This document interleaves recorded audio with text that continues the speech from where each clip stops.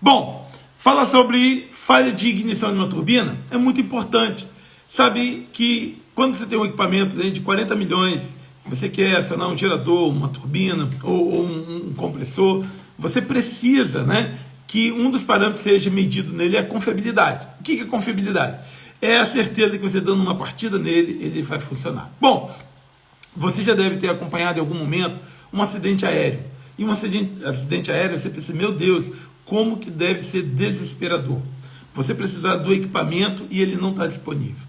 E às vezes eu fico pensando assim, a responsabilidade de um mecânico, ou de um instrumentista, ou de alguém de mecatrônica, alguém que seja responsável pela confiabilidade de uma turbina.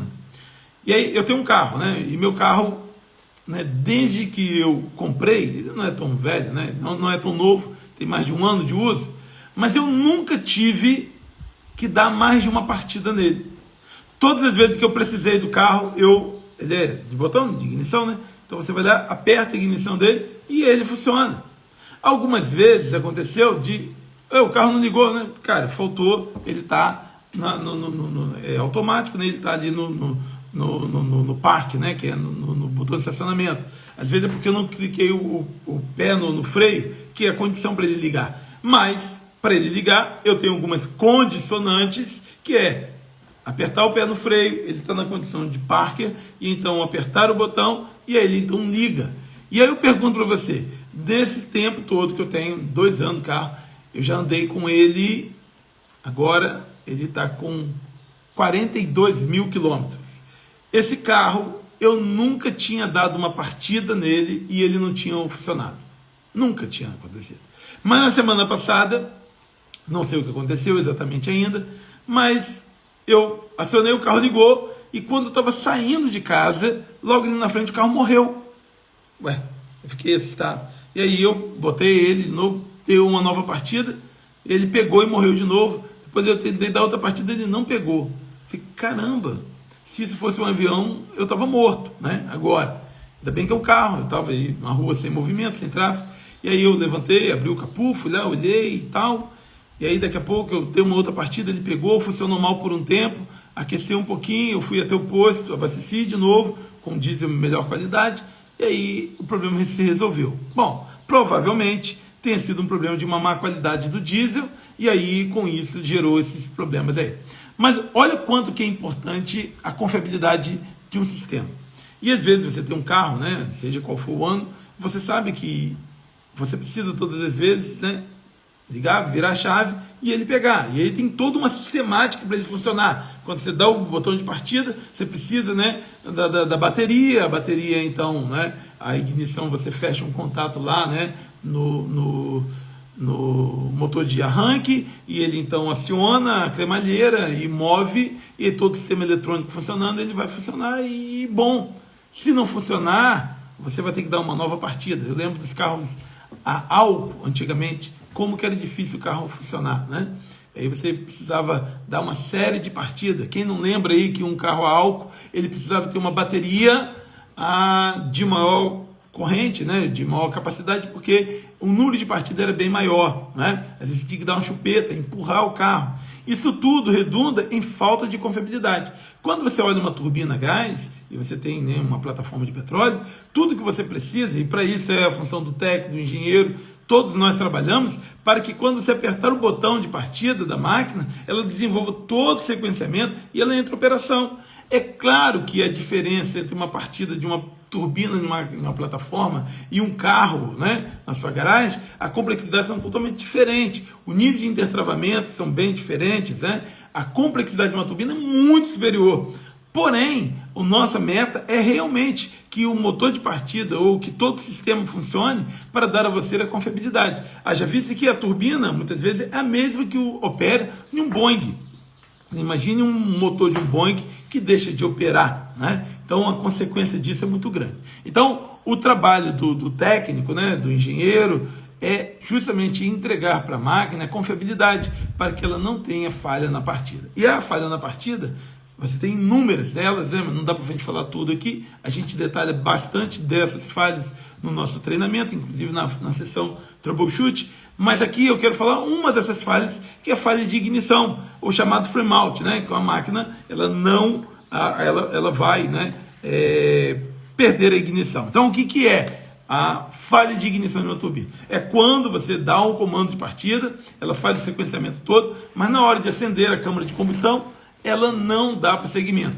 Por algum motivo, os sensores ópticos ou térmicos que detectam a chama dentro da máquina, eles não vão perceber. E com isso, a máquina dá falha de acendimento, falha de ignição, e ela não conclui o sequenciamento, e aí você tem que começar do zero novamente. Mais uma vez, diferente de um carro que você bate na chave novamente, quando você tem que recomeçar um sequenciamento de partida de uma turbina, ele também tem uma complexidade e tempo muito maior. Por isso, queimar essa fase tem um custo financeiro muito grande. Se você está precisando do equipamento e ele não vai partir, o tempo que você vai perder em recomeçar o processo, ele realmente aí é na fase das centenas de milhares de dólares. Porque o tempo de produção, o tempo de queima de gás, tudo isso gera consequências. Tá bom? Me diga aí se está ok, se até aqui está compreendido, dá um joinha aqui, ó, diz assim, ok, Isaías, isso está legal. Dá um sinal aí para poder saber se você está comigo aqui. A outra questão é quando que isso pode acontecer. Se é uma falha de ignição, ela acontece na partida da máquina. Poxa, Isaías, pode acontecer um apagamento com a máquina em plena operação?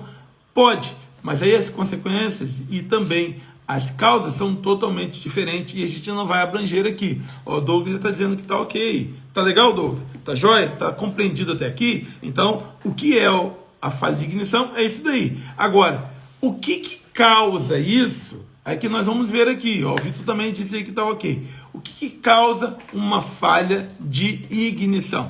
Bom, eu aqui estou falando para vocês aqui, ó, gente, dá um joinha aí, ó, dá um ok aqui, ó. Eu estou estimulando vocês.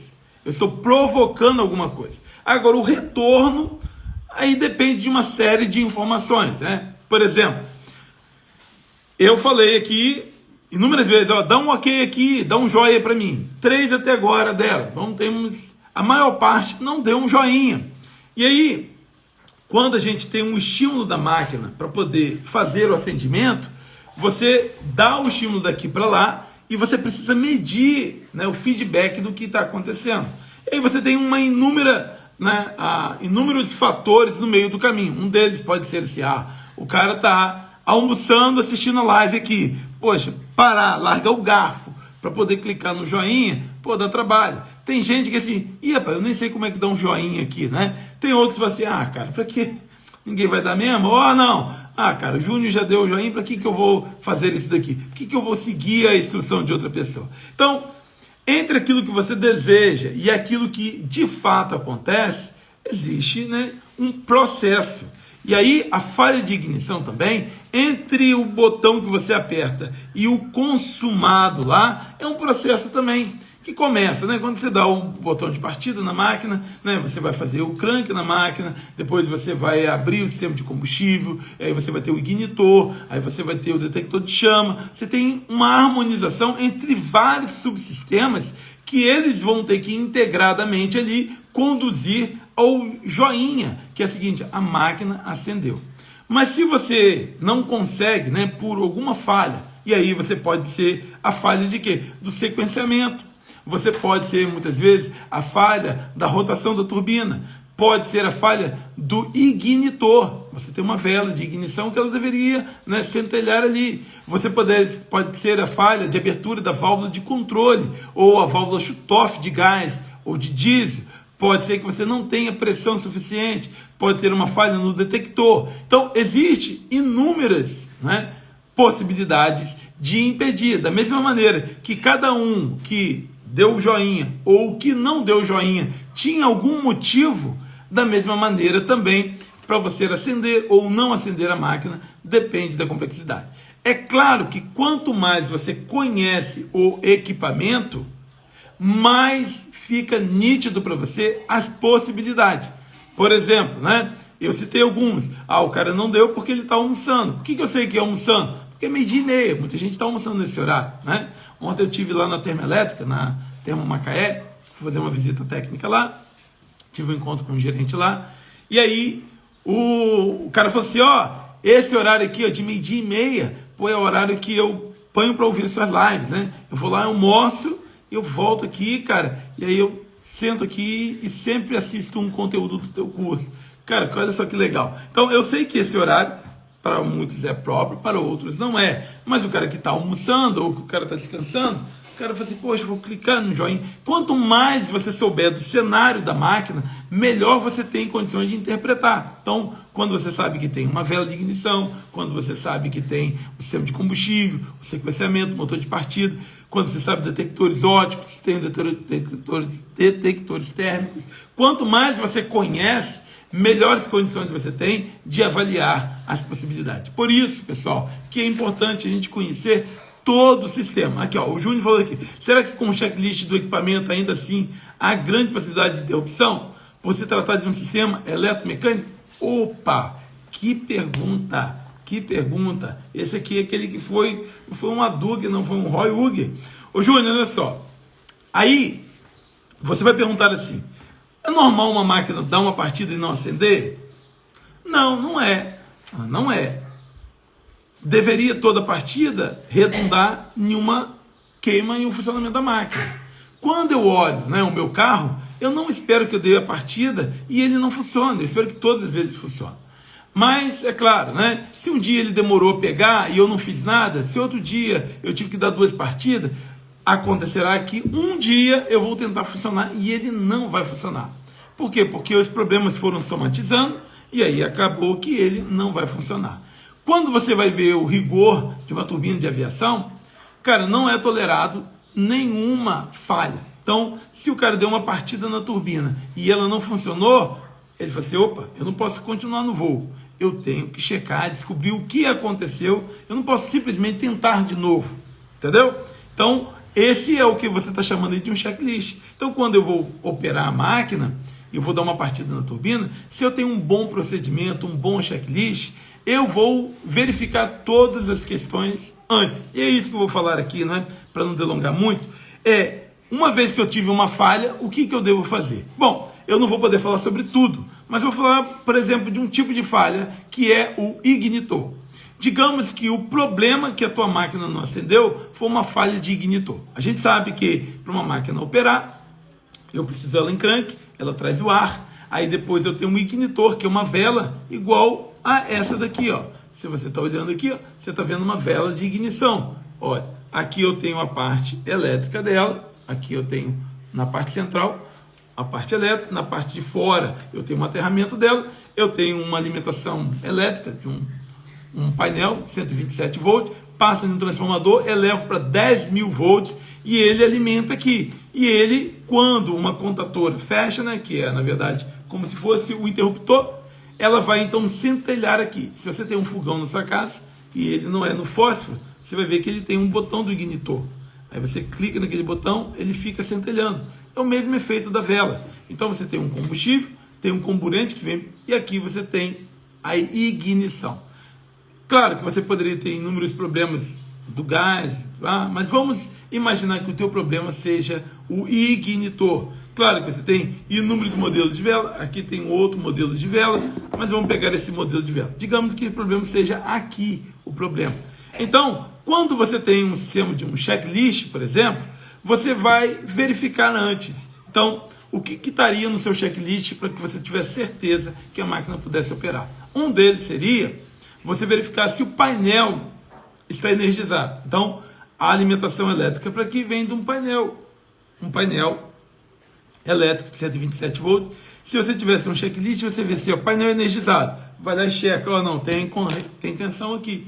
O painel está energizado. A probabilidade de falhar o ignitor é menor, tá bom? Deixa eu ver se aqui a minha contatora foi feita manutenção. Sim, ela foi feita manutenção. Há 3 meses atrás foi megado aqui, foi verificado. Aí a contatora aqui, aí a vela, foi verificada a integridade. Então, quando você tem um checklist de manutenção, de operação, quando você vai operar o equipamento, a probabilidade de acertar é muito grande. A outra coisa que te dá uma melhor condição de ter confiabilidade é a redundância. Então, tem máquinas que tem uma única vela, tem máquinas que tem mais de uma vela. Claro que quanto maior o número de velas de ignição, maior é a confiabilidade de você garantir que a máquina vai acender. Então, uma vela como essa daqui, se você tem uma, né, você só depende dela. Qualquer falha elétrica ou até mesmo aqui, né, de isolamento, você vai ter uma falha de ignição. Agora, se você tem duas, bom, se uma falhar, você ainda tem a garantia que a outra vai funcionar. Então, a redundância também é muito importante. Quando você olha para o setor de aviação, você tem muitas redundâncias, justamente para garantir, né, que se uma falhar, você tem a garantia da outra funcionar também. Então, isso melhora, né, essa relação aí na sua operação da máquina. Então, muito atento. E aí, você fala assim, e o checklist? O checklist precisa garantir que tanto uma quanto a outra esteja operacional. Porque o que acontece? Você tem duas velas e você não tem nenhum processo de teste das velas. Você acha que as duas estão operacionais, mas uma já parou de funcionar, já tem mais de um ano, e você não tem uma metodologia, uma técnica para identificar se ela falhou. E aí a sua máquina está acendendo, você está ok. O dia que aquela última falhar, então a máquina vai dar uma falha de ignição, e pode ser no momento que você mais precisa. Por isso que nas revisões, né, de 4.000 horas, ou a cada 6 meses, é bom você fazer o quê? Você para o equipamento, você remove a vela, testa a vela, testa todo o sistema, todos os conectores, reaperta borne, faz testes funcionais para você garantir que as duas estão funcionando. E se você tiver falha nenhuma, o que você vai fazer? Vai ver a abrangência. Por que essa falhou? Existe uma questão que na área de turbomáquina deveria ser mandatória, obrigatória, porque é na aviação. Toda vez que você tem uma falha, você precisa gastar toda a sua energia e identificar o que aconteceu. Porque se você não souber a causa raiz, né? Se você não souber o motivo da falha, você não tem como garantir que isso não aconteça de novo na outra vela. Então, se você achou um problema nessa vela, você vai colocar. Eu vou contar aqui, né, para finalizar, um evento que aconteceu comigo, né, lá na plataforma. Foi a P54. Na verdade, eu subi para fazer uma boroscopia em uma máquina, e aí, né, como eu estava com uma função de liderança em outra plataforma, eu estava lá só para poder assessorar. E aí tinha um cara da GE e um cara da Petrobras que estavam, né, lutando para botar uma outra máquina em operação, para poder desligar a que precisava fazer boroscopia. Então eu estava acompanhando ali indiretamente. E aí os caras já estavam lidando com um problema já há 2 dias. E aí a impressão era que o problema era de parte eletrônica da válvula. Então eles estavam trabalhando bastante na válvula lá, porque era uma válvula que tinha um histórico de falha, e aí o cara fez uma vez, fez outra e tal. E aí tem uma hora que o cara falou assim, você não tem ideia do que pode ser? Aí me chamou a atenção. Eu falei, cara, vamos fazer uma boroscopia. E aí quando a gente foi fazer a boroscopia, a gente viu que tinha chegado o diesel, a gente viu que estava chegando também os detectores estavam ok. E eu falei, vamos dar uma olhada na vela. E aí quando a gente tirou a vela de ignição, inclusive foi essa daqui, ó. Se você observar aqui, ó, ela está danificada. Ó, tá vendo aqui? Você pode ver aqui, ó. Ela está toda queimada aqui.